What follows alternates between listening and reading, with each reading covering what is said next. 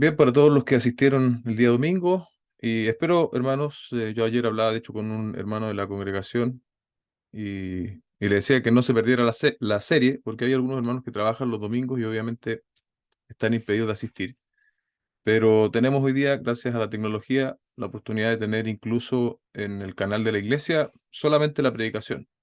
Así que también le estimulo, si usted está en ese caso, si a veces por a veces motivo se pierde la reunión, no pierda el hilo de la predicación y pueda verla también, pueda buscar un tiempo para verla el día, bueno, el día que usted estime en la semana, pero es importante no perder la secuencia, porque obviamente las predicaciones son una en sí misma, es un poco la idea, pero están también conectadas, por eso es predicación expositiva y consecutiva.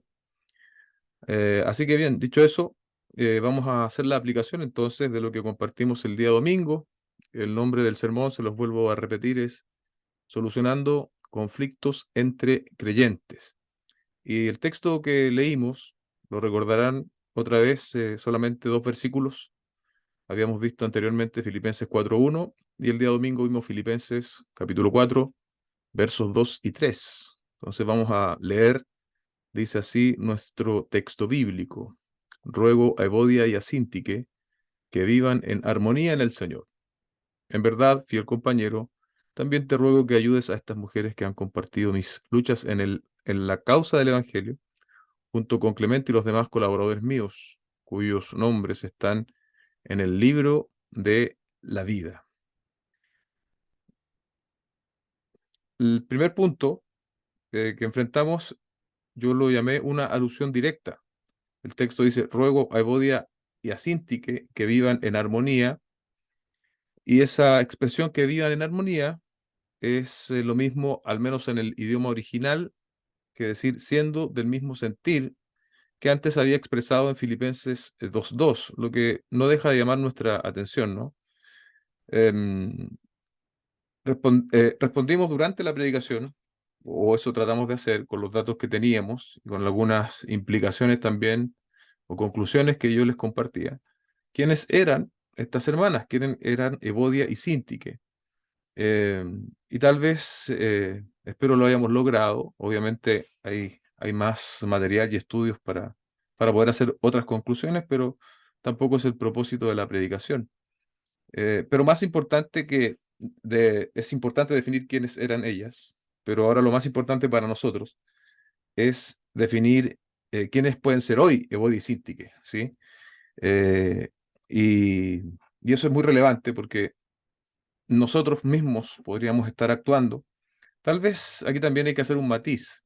A veces no significa que estemos enfrentados en un conflicto de proporciones como este, pero también hay ciertos rasgos que a veces nos alcanzan, ciertos rasgos de que somos a veces conflictivos, eh, y entonces alguien podría decir: no, en realidad yo no llego a ese punto de restar armonía a la iglesia o restar la comunión, pero esta predicación de todas formas nos alcanza en el sentido de que si hay en nosotros rasgos de conflicto, ¿cierto? El germen de conflicto, aunque no se manifieste en esta proporción de este problema en la congregación en Filipos, aún podría también afectarnos.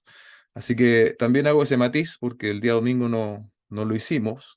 Sin embargo, también es aplicable, yo creo, para todos nosotros, en mayor medida, cuando el conflicto es, en este caso, dos mujeres, ¿no? Enfrentadas que representaban probablemente también detrás de ellas a otras creyentes. Había como bandos enfrentados. Bueno, es un conflicto que ya abarcaba buena parte de la congregación, pero también en menor proporción pueden haber conflictos más pequeños en el fondo, y esta palabra también, por lo tanto, allí encuentra aplicación para cualquiera de nosotros, hermanos. Siempre tenemos un dejo de orgullo, cada uno de nosotros. No creo que alguien entre nosotros pueda levantar la mano y decir que ya es lo suficientemente humilde. Estaría faltando a la verdad. Ninguno de los otros lo es. Estamos en ese camino y estamos lidiando con nuestro propio orgullo siempre. Así que tenemos que reconocer eso. El conflicto en particular de estas dos hermanas no lo sabemos. Sin embargo, sabemos las consecuencias del conflicto, que fue la falta de armonía, la falta del mismo sentir, y cuando eso suceda, en nuestro contexto, nosotros debiésemos saber enfrentarlo. Y el texto bíblico en este sentido es bastante útil, es bastante práctico, eh, nos brindó, ¿cierto?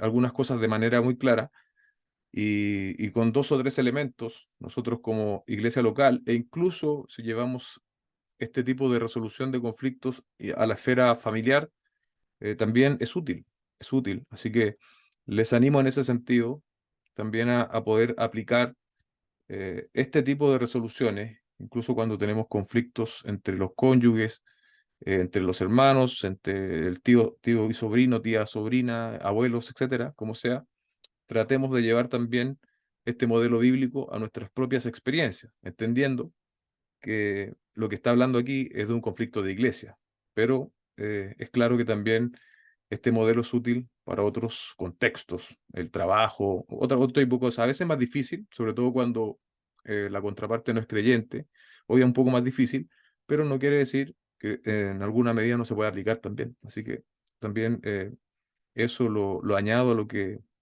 compartimos el día domingo. Con todo, ¿cierto? Sabemos que el conflicto no era menor y Pablo se ve la necesidad de nombrar a estas hermanas, ¿no? El antecedente que yo les decía, que es probable, ¿cierto? Según Filipenses 1:1, aquí habían obispos y diáconos en esta iglesia.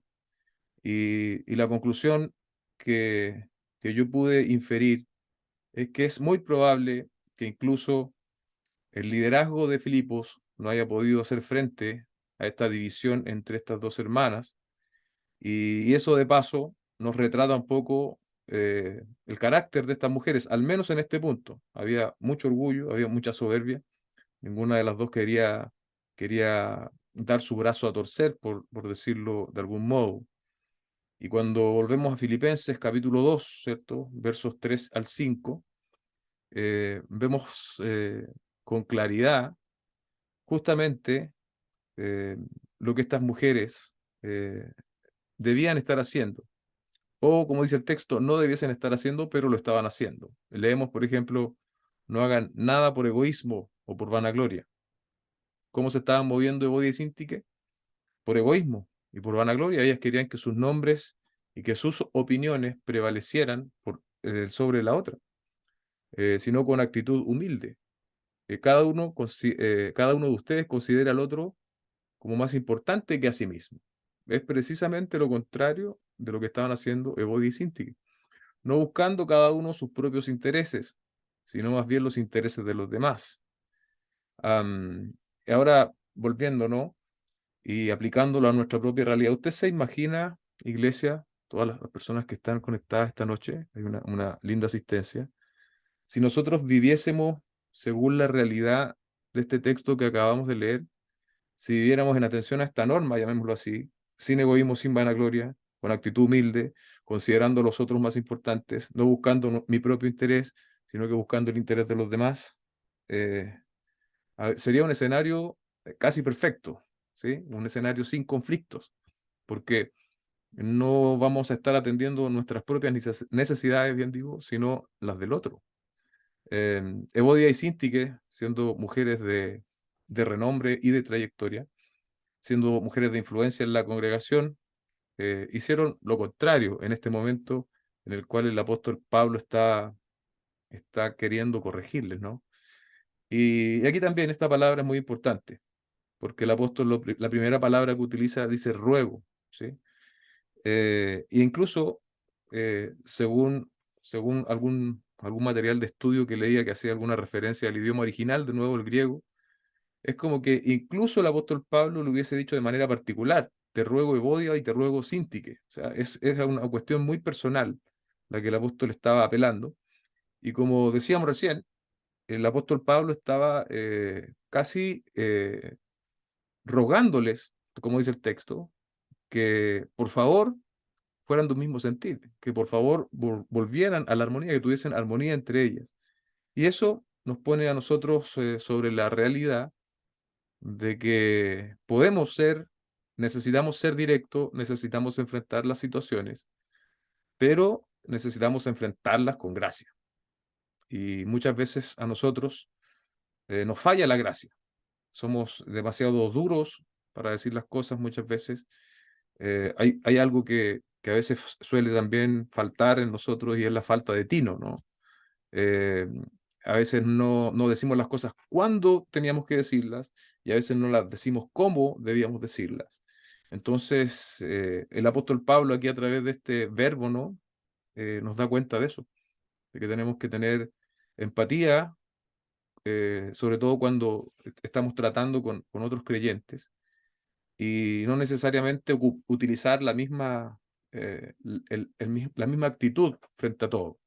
A veces pensamos porque hay situaciones difíciles.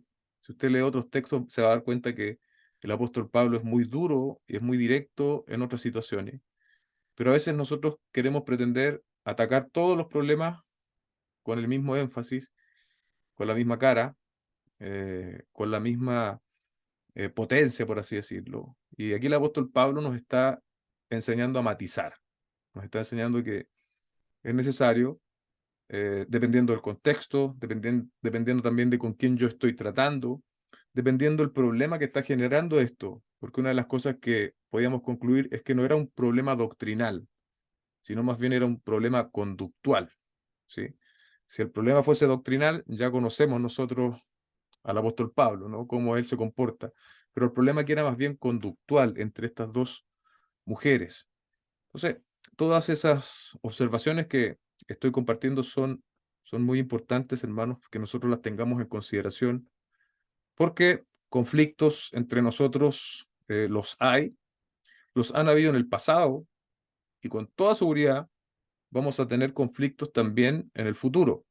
Entonces, este texto nos habla de manera muy abierta y muy directa y ah, nos da cierto un ángulo bastante especial respecto de esta palabra, ¿no? Ruego, ruego.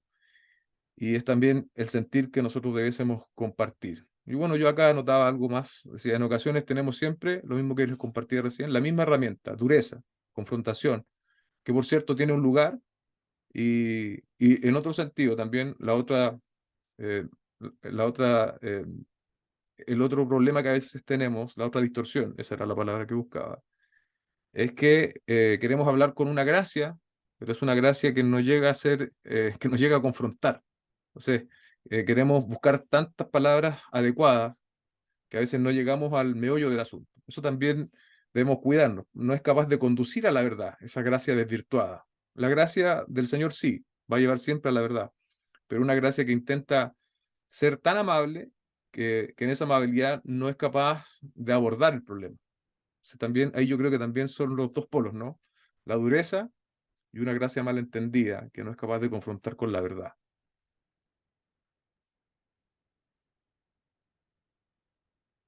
La pregunta, ¿cierto?, de aplicación para nosotros, para cada uno, es qué es lo que está provocando falta de armonía con tu hermano en la fe. ¿Qué es? Debemos saber identificarlo.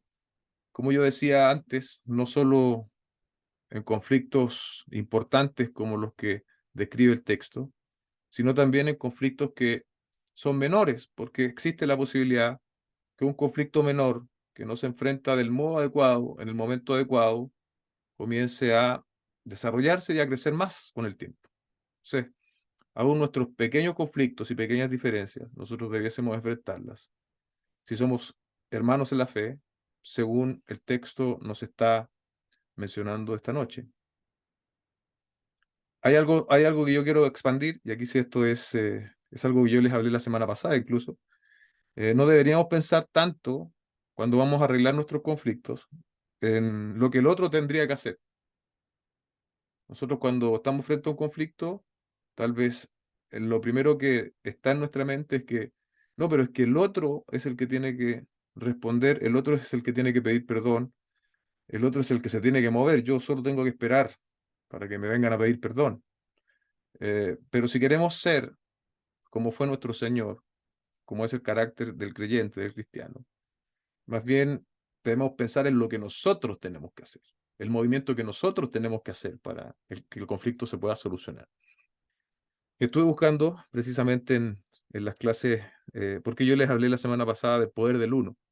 pero estuve buscando precisamente esta cita del pastor Miguel Núñez de esa clase y quiero compartírselas. Él dice, esta es una transcripción, así que él mismo estaba hablando y contando esto. Dice, los cambios que Dios produjo en mi matrimonio, cuando yo dije, ¿sabes qué?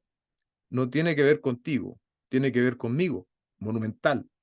Porque tan pronto tú comienzas a cambiar, es lo que Gary Small, el autor de esto, el poder de uno, es el poder de uno, solo tiene el poder para cambiar la relación. Cuando tú cambias, es monumental, dice el pastor. Yo comencé a cambiar y de repente yo me di cuenta que Katy, su esposa, comenzó a cambiar. Y después si tú no estás consciente de eso, tú dices, increíble, ¿sabes lo que mi esposa ha cambiado? No, tú cambiaste. Y entonces ella tuvo una respuesta a tu cambio. Ese es el poder del uno, ¿no? Y en las palabras del pastor Miguel Núñez, aquí él está hablando respecto de su matrimonio, pero este principio es absolutamente aplicable a todo tipo de conflictos, incluidos los que nosotros vivimos como creyentes, con otros creyentes. Entonces Dios, por su palabra, ¿cierto?, hace este llamado a que nosotros vivamos en armonía. La actitud de Pablo nos llama en este sentido. También eso es importante, ¿no? Porque recordemos el contexto del apóstol Pablo. Está preso, está impedido.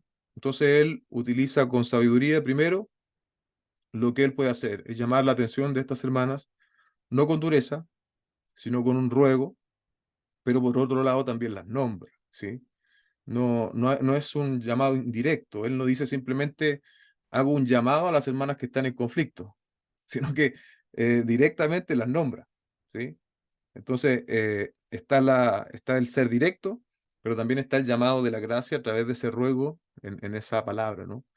Y también en el sentido de que estando aún preso, impedido, él agota sus recursos. Si existe un conflicto ahí en esa iglesia en Filipos, hay que confrontarlo con firmeza y con amor, y también se deben considerar los medios, ¿cierto? Agotando todas las posibilidades que existan. Eh, una actitud no pasiva, sino activa, no agresiva, sino compasiva.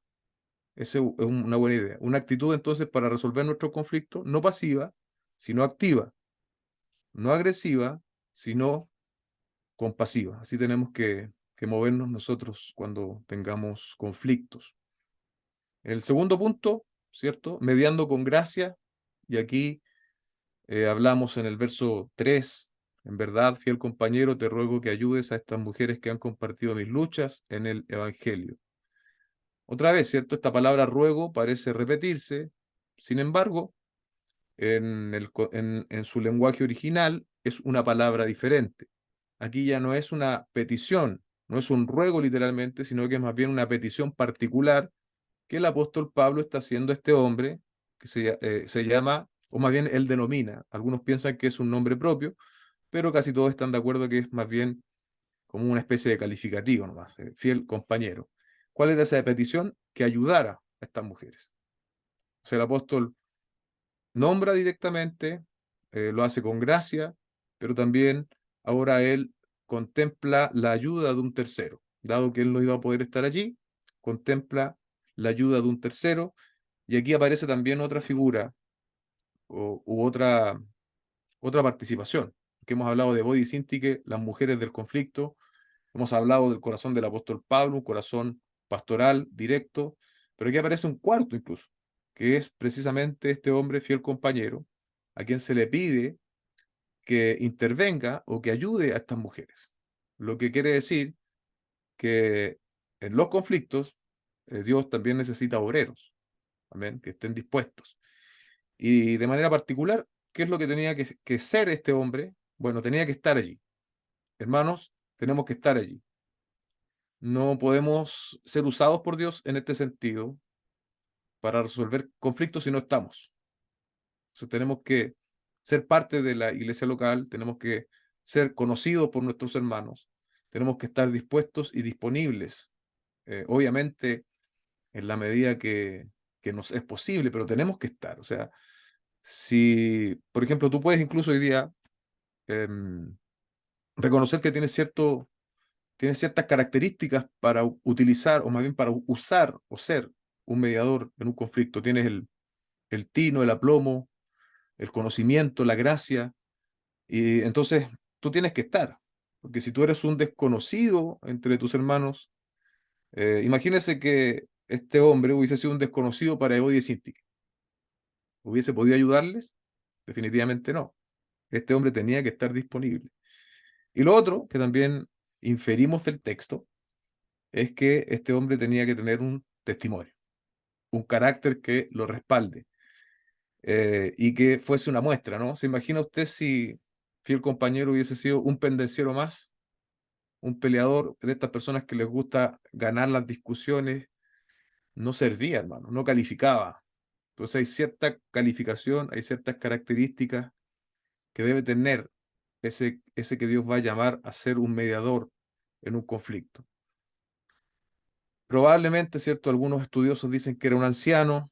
En lo particular, yo pienso que si hubiese sido un anciano, el apóstol Pablo tal vez hubiese dicho su nombre, ¿no? Otros piensan que fue Epafrodito, otros dicen incluso una tercera que pudo haber sido un compañero de prisión del apóstol Pablo, en fin.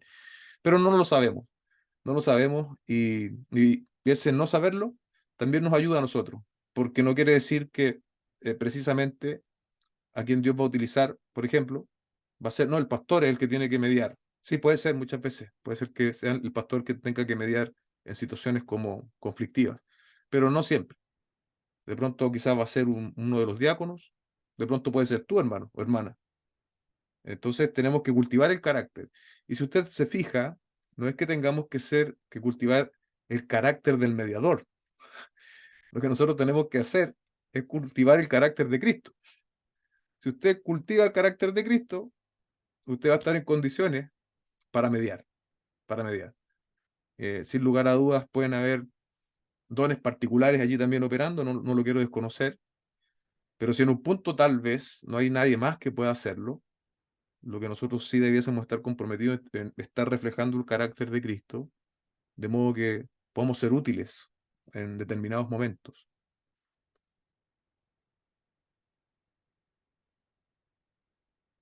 Una idea importante que quiero repetirles también es que no sabemos el texto, cuando hablamos de la disciplina en Mateo 18, eh, si usted no sabe lo que estoy hablando, a veces yo hablo y a veces no necesariamente todos lo saben, pero en Mateo 18 hay unos pasos para la disciplina. Cuando un hermano en la fe, un creyente ya que es reconocido como un hermano en la fe, peca y no se quiere arrepentir, la Biblia enseña ahí en Mateo 18 que una persona tiene que ir, un hermano en la fe, y confrontarlo de manera personal. Si el hermano dice, si el hermano no se arrepiente, la Biblia después dice que hay que tomar dos o tres testigos e ir nuevamente. Si el hermano no se arrepiente nuevamente, dice que tiene que decirlo a la iglesia. ¿Sí? De modo que cuando es dicho a la iglesia, tal vez también hay miembros de la iglesia que tengan cierta cercanía con este hermano que está pecando y le puedan hacer volver al arrepentimiento. Si en última instancia el hermano, a pesar de incluso que hermanos de la iglesia lo llamaron, le dijeron, hermano, arrepiéntete, sigue pecando, entonces la Biblia dice que a esa persona hay que tenerla por gentil y publicana. Es, un, una cosa fuerte esto, pero finalmente lo que está diciendo es que si esta persona, después de todas estas oportunidades de llamado a arrepentirse, no se arrepiente, está dando cuenta más bien de que no hay una verdadera conversión en su corazón. Porque lo cierto es que los cristianos pecamos y fallamos. Pero también es cierto que el cristiano cuando peca y falla va a estar dispuesto a arrepentirse, a experimentar un arrepentimiento genuino. En el caso de este que está siendo disciplinado no se arrepiente después de todas estas oportunidades, él necesita oír el Evangelio nuevamente. Entonces, eso es un poco, sobre todo para aquellos que no han hecho las clases de Berea, a lo mejor quedan un poco no tan claros, pero eso es en esencia. Entonces, ese proceso está claro. Ahí yo se lo hice un resumen más o menos. En este caso no sabemos qué fue lo que hizo específicamente eh, fiel compañero. No está así como uno, dos, tres, cuatro. Pero sí sabemos la dirección, sí sabemos el objetivo al cual tenía que apuntar, que lo desprendemos del verso anterior. Estas hermanas habían perdido la armonía, o dicho más fielmente al texto original, ya no tenían el mismo sentir. Entonces, hacia allá tenía que dirigirse la tarea de fiel compañero. ¿Cómo? Probablemente llevándolas a la palabra del Señor, orando con ellas, confrontándolas también en amor, con paciencia y con sabiduría. Este conflicto, a pesar de no ser un conflicto de tipo doctrinal, probablemente ya venía arrastrándose durante algún tiempo, y eso iba a requerir paciencia también. Nosotros quisiéramos resolver todas las cosas a través de un llamado, de una conversación, pero no es tan simple muchas veces. Yo creo que es un poco el escenario que pudo enfrentar Fiel Compañero. Era un desafío grande, era un desafío que tal vez incluso los propios líderes no habían podido resolver, y del cual ahora Pablo lo estaba haciendo parte, ¿sí? Hoy día, ¿quién nos hace parte de estar en escenarios como este? Bueno, Dios mismo, a través de esta misma enseñanza, nos llama a poder ser parte de ser parte. Siempre se dice, ¿no? Seamos parte de la solución y no del problema. Y eso aquí también aplica de manera perfecta. No vamos a banderizarnos por un polo o por el otro si queremos ser el mediador, ¿sí? Tenemos que necesariamente actuar con aplomo y con la sabiduría y la gracia que finalmente el Señor nos puede proporcionar y dar para estar en un escenario como ese. El mediador debe ser un hombre, una mujer de la gracia, y debe conducir todo el proceso mostrando a Cristo. Eso es particular y es innegociable, por así decirlo. Este es el retrato de un conflicto entre creyentes, ¿cierto? Lo sabemos, sabemos que estos eran genuinos creyentes, porque estas mujeres habían compartido las luchas del apóstol Pablo, dice también el verso 3. Pero no solo eso, sino que el argumento más fuerte está hacia el final del texto, ¿no? Dice: junto a Clemente y los demás colaboradores míos, cuyos nombres están en el libro de la vida. Es decir, Evodia y Síntique, Clemente y los demás colaboradores míos, dice Pablo, todos ellos están en el libro de la vida. Y es imposible que alguien esté en el libro de la vida y no sea un genuino creyente, ¿sí? Em, y eso, bueno, de paso, eh, nos enseña a nosotros que los conflictos son reales en el tiempo del apóstol Pablo, aquí en la iglesia en Filipos, y también lo van a hacer entre nosotros, ¿sí? El hecho de ser creyentes genuinos no elimina la posibilidad de conflicto. Lo que sí tenemos que hacer es enfrentarlos. No podemos rehuir, no podemos escondernos, tenemos que enfrentarlos, y cada vez que lo enfrentemos, tenemos que hacerlo según la palabra del Señor nos enseña. Tenemos que ser, decía yo el domingo, pacientes, pacientes con los demás, e incluso pacientes con nosotros mismos, pero obviamente no complacientes. ¿A qué me refería yo con esa idea? Que no vamos a ser complacientes con el pecado, ¿no? Sino más bien tenemos que ser pacientes en el sentido de que es necesario un camino de restauración, de aunar criterios, de volver a la armonía, pero obviamente no podemos ser complacientes cuando hay rebeldía, ¿cierto? Cuando hay un pecado patente, eso ya es otro asunto.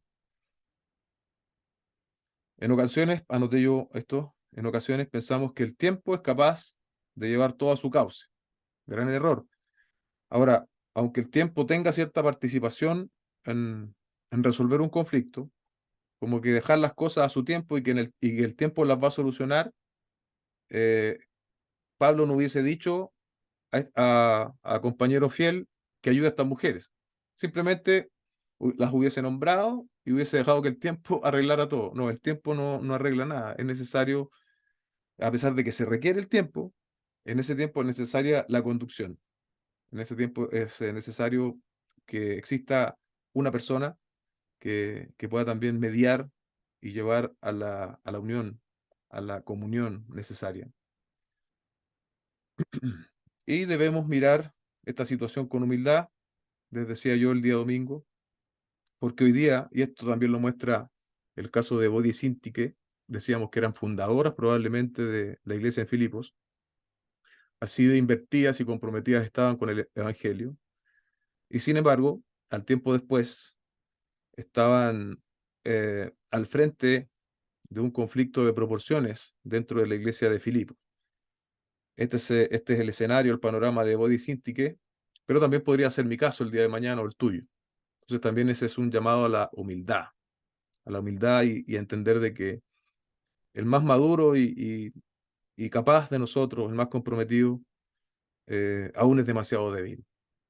Y debemos pedirle al Señor entonces que nos ayude a poder mirarnos siempre con objetividad y a mantenernos siempre con un corazón humilde.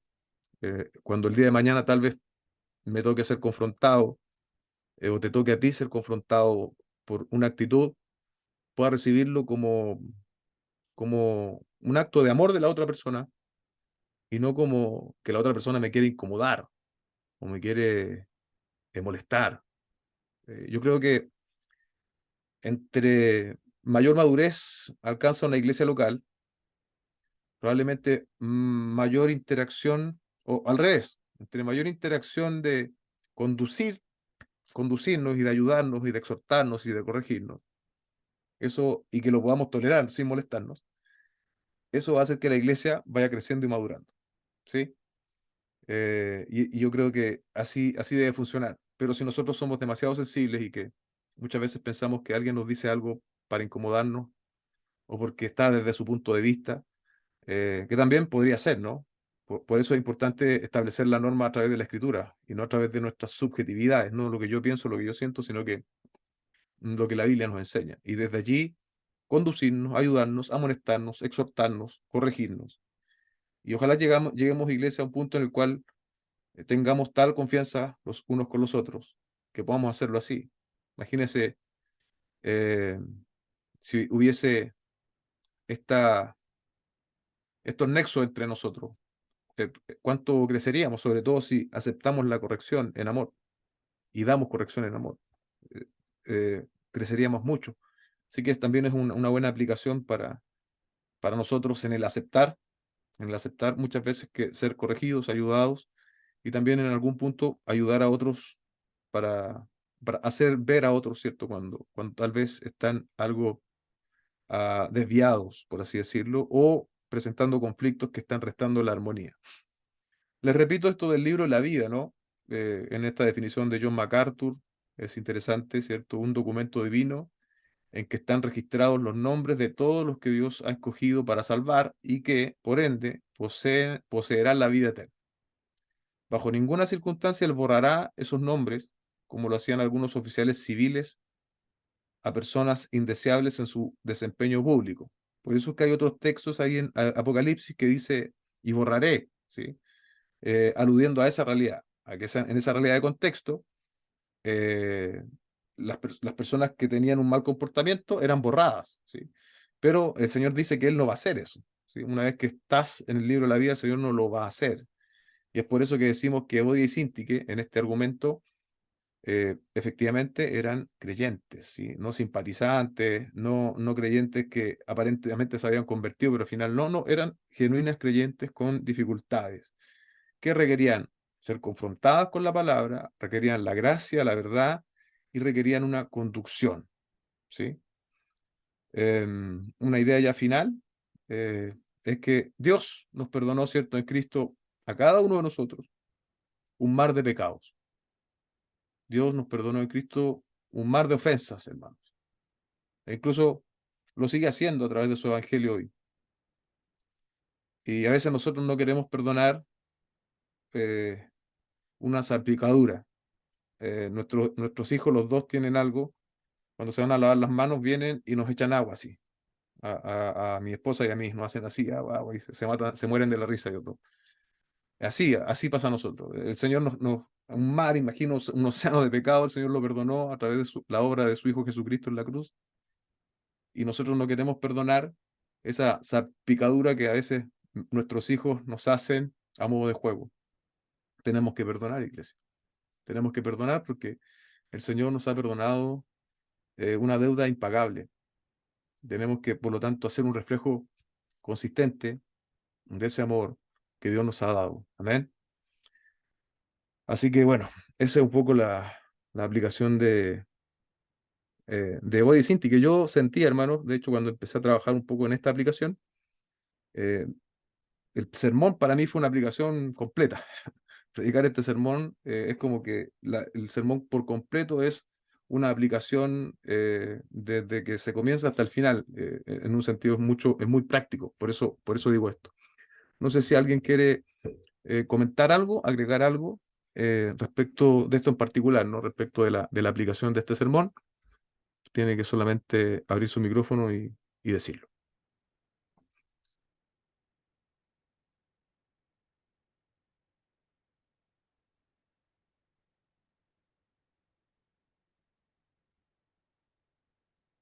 Pastor, ¿se escuchan? ¿Me escuchan? Te escuchamos, Carlos, sí. Sí. Bueno, muy importante todo lo que se nos enseñó. Bueno, estamos para aprender, crecer y que Dios nos ayude también. Yo siempre digo a decir las cosas porque, claro, a veces no sabemos si podemos dañar o lo mismo eh, al recibir un consejo o una corrección. No nos gusta. A mí, por ejemplo, yo soy muy honesta, a mí no me gusta, pero he tenido que aprender y así como Dios también te va hablando y a ser más sumisa. El tema de nuestro carácter también, que es difícil tratar con el carácter, entonces la verdad ha sido mucha bendición el escuchar, bueno, este mensaje el domingo, el ver las aplicaciones ahora y que podamos ser esa iglesia sana, que con amor nos podamos corregir unos a otros, porque es la única manera que podamos crecer y no ofendernos, porque por lo general los seres humanos tendemos a ofendernos y claramente no nos gusta que nos digan las cosas. Lo hablo de manera personal, a mí no me Mm. gusta, pero he tenido que aprender a decir, bueno, el Señor me está enseñando, el Señor puso a esa persona y tenemos que seguir avanzando. Que eso quería comentar, pastor. Amén. Amén, gracias, Caro, por Amén. ese comentario. A veces es más, hermano, a veces somos tan sensibles que se hace un comentario y a veces pensamos que ese comentario se está diciendo por nosotros.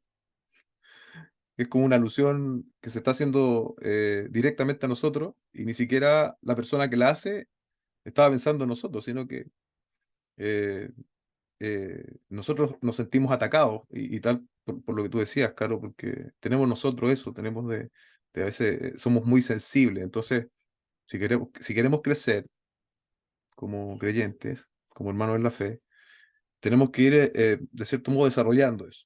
Obviamente, no va a ser igual para todos, hermano. Si alguien lleva, no sé, con nosotros en la congregación un mes, 2 meses, no es lo mismo que alguien que lleva, o no debiese ser lo mismo que alguien que lleva 5 o 10 años en el cristianismo. Hay diferentes matices y ahí también hay diferentes formas de enfrentar. Dicho, hablando de aplicaciones, ¿no? Usted no va a ir a decirle a alguien que lleva 3 semanas en la iglesia lo mismo que le va a decir a alguien que lleva 3 años y que a lo mejor ya lleva tiempo en la iglesia, ha hecho los estudios bíblicos o tiene más conocimiento. No, tenemos que también ser matizados en ese sentido, tenemos que ser conscientes, tenemos que ser sensibles y tenemos que ser empáticos también. Así que también me venía eso ahora a la mente. Bien, bien hermano, entonces damos por finalizado nuestra aplicación al texto. Ah, pastor. Ah, no, perdón. Tienen que hablar, pues, hermano. Te escuchamos, el que salió de atrás de los libros, por eso no la... Pero puede hablar. Ah, pastor, solamente un comentario sencillo y es que en estas cosas igual siempre vemos la bondad del Señor y No se escucha. Si puedes acercarte más al micrófono, Kaylin. ahora sí, ahora sí, Sí, ya que en estos momentos, bueno, siempre se ve exaltado el Señor por la provisión oportuna de su palabra, ¿no? Para la iglesia local, pero sobre todo se magnifica en la predicación expositiva, es en estos temas donde vemos directamente al Señor disciplinando a su iglesia, instruyéndola y en estos temas que son fuertes. Realmente son fuertes porque van justo en el orgullo humano. Somos especialistas en hacer ídolos de nosotros mismos y sobre todo de nuestra reputación. Porque si bien es cierto, nos encanta tener un estándar elevado de lo que piensan de nosotros, Y cuando esa estatua o ese ídolo se derriba, por supuesto que sufrimos. Y es allí donde viene el, esa tristeza, pero que lleva, como dice la palabra, al crecimiento, precisamente. Entonces quería decir eso, que alabo al Señor por la predicación expositiva porque provee para todo, realmente. Era eso. Amén. Amén. Gracias, Katie. Amén. Yo Yo también también. quería decir algo, pastor. Camila, Sí. te oímos. Bueno, yo no pude estar el domingo, pero la escuché dentro de estos días. Y me acordaba mucho y lo que decía usted recién, que a veces uno lleva años. Yo llevo 11 años desde que acepté a Cristo, que lo reconocí como Salvador. Y yo puedo decir que recién hace un año estoy viendo cambios en mí. Y porque yo era de las personas, me llegó mucho porque yo era de las personas que yo podía estar un mes enojada con alguien. Y eso lo sufrió mucho mi esposo. Yo hablaba así y no sé si nunca lo leí o nunca logré nunca logré llegar a ese punto en el que leer eso y ver que yo tenía que perdonar primero porque el Señor es como lo que decía usted, que nosotros estamos llamados a perdonar para que el Señor nos perdone también a nosotros. Y como decía usted, hay tiempos para todo. Pucha, yo me arrepiento de haber sido así tantos años, pero doy gracias al Señor porque a lo mejor uno no ve cambios. De hecho, uno no es tan arrogante de decir, hoy sí, yo he cambiado, pero con pequeñas cosas, yo, por ejemplo, logré ver un cambio en mí, en ese sentido, de que yo antes podía estar un mes enojada con alguien y ahora a la hora se me pasa, uno pide perdón, disculpas y uno va viendo el carácter de Cristo en uno, en pequeñas cositas. Y esta es una de las grandes cosas que yo doy gracias al Señor y toda la gloria sea a Él porque eh, pude cambiar eso que es tan importante de la armonía en el hogar y lo veíamos también lo veí en la escuela de Berea y con las mujeres también, de que uno como mujer en la casa es muy importante de que uno practique el perdón, que practique la mansedumbre, porque uno puede incomodar un ambiente o generar un ambiente muy denso en el hogar, en este caso, que era, por ejemplo, mi problema era en la casa, no con las demás personas, sino que era en mi casa con mi matrimonio, con mi familia. Entonces, uno puede generar un ambiente muy bueno o muy malo. Entonces, uno puede destruir a la familia o puede sacar adelante la familia con eso que mencionaba usted del perdón. Del perdón y de corregirse entre uno, de que cuando una persona viene a ti a mostrarte tu error, uno ser humilde y, y darse cuenta de que la otra persona quiere el bien para ti Mm. en el Señor. Así que, y bueno, yo lo cuento como testimonio porque yo de verdad era muy terrible en este sentido y ahora yo aprendí a perdonar y ver eso de que el Señor nos perdona en todo momento, todas nuestras faltas que cometemos a diario, Mm. Él nos perdona. Entonces nosotros aprender a perdonar también y uno pedir disculpas cada vez que comete un error a nuestro hermano y a todo el mundo en general. Eso. Amén. Gracias, Cami, por... de hecho, eso es aplicación. Cuando tú dices También quiero. tu propio testimonio, es también la aplicación de la palabra del Señor. Te escuchamos, Saray. Bueno, aportar en que a veces uno no, uno se siente mal, herido, y no siente el deseo de perdonar al otro, porque lo ofendió y lo hirió. eh, pero en ese momento uno puede también tomar la decisión de perdonar, que eso es importante porque uno toma la decisión y le pide a Dios y Dios le ayuda a perdonar lo que no sentía perdonar. No sé si se entiende, porque nos dolemos en nuestros sentimientos muchas veces con malas palabras o malas cosas, Ujú. y eso también hay que perdonarlo. Y siempre también me ayuda a recordar a mí, por lo menos, que lo que yo voy a perdonar es algo malo. Uno nunca perdona algo bueno que le hicieron, un favor, uno no va a perdonar un regalo, uno va a perdonar una ofensa o algo que pudo haber sido un error hacia uno, pero igual le dolió. Entonces es bueno tomar la decisión y no basarnos en lo que siento con lo que pasó. Tomar la decisión de perdonar y pedirle ayuda a Dios funciona, sirve, orar y pedir, yo quiero perdonar eso, por lo menos en mi experiencia personal. Amén. Muchas gracias, Saray. Toda la razón. Em, Solo agregar ahí, a veces hay cosas terribles, hermano.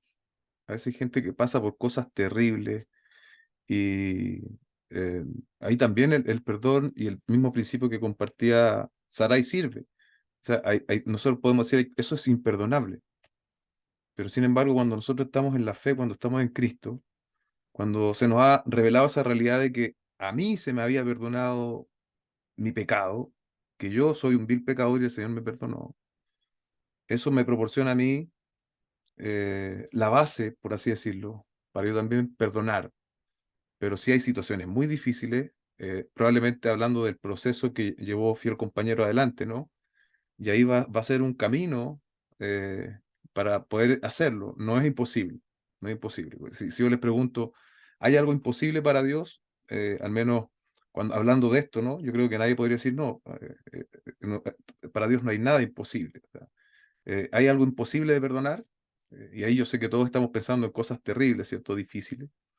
Pero es necesario que nosotros perdonemos porque fuimos perdonados en el Señor y pedirle también, ¿no? Que Él nos ayude en oración, como decía Sarai, y tomar la decisión, porque obvio la ofensa nos agravia, nos sentimos mal, si nos han dañado, pero en el Señor, en, en el Evangelio, el perdón no es alternativo.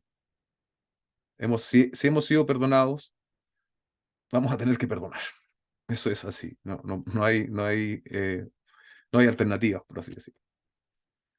Bien, querido hermano, me agrada que hayan podido hablar varios. Yo ya estaba cerrando el, el Zoom, por lo menos de la aplicación, pero sí creo que tiene mucha aplicación y probablemente podemos hablar mucho más también de esto. Pero gracias al Señor por haber podido enfrentar esta enseñanza y que no quede como algo del pasado. Probablemente mañana mismo puedas tener la oportunidad tanto de perdonar como de pedir perdón en esto que decíamos antes, ¿no? Aquí hay un gran conflicto que afectó y está afectando a una iglesia, pero no tenemos que esperar llegar a ese gran conflicto para perdonar. Podemos resolverlo en la sabiduría del Señor y en la gracia mucho antes. Así que el Señor nos ayude. Ahora sí terminamos.